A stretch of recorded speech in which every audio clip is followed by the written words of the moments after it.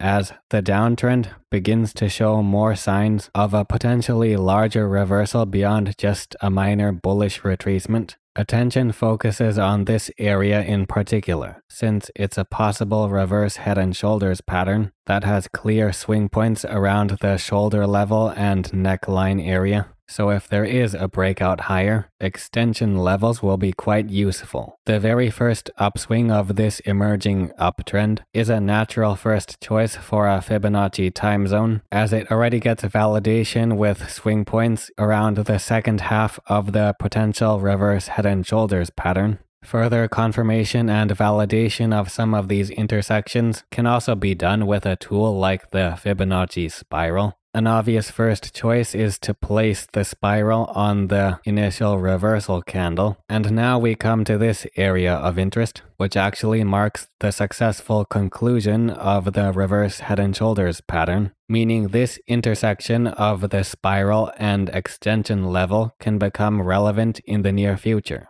along with a wider area extending to the next Fibonacci time zone line.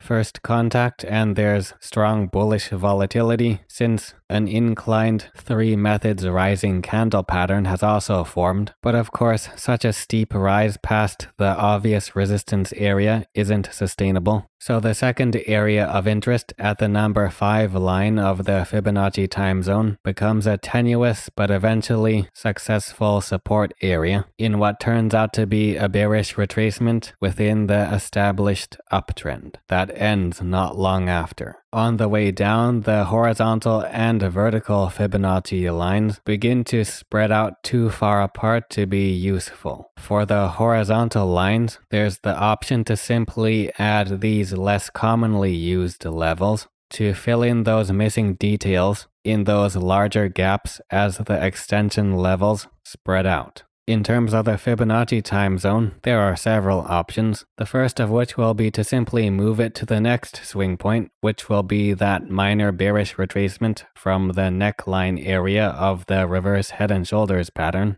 Going further back, there's also the option of the final minor downswing from just before the uptrend began. However, since it's a short duration, the lines of the Fibonacci time zone end up spreading out relatively quickly. So if you want to use a Fibonacci time zone further back, the better option is just to use a longer duration. The best and most clear option would just be to use the last major downswing of the prior downtrend, which is actually just the first half of the reverse head and shoulders pattern. As you'll notice, using segments of a chart pattern essentially provides a clear list of options to choose from for placing Fibonacci tools.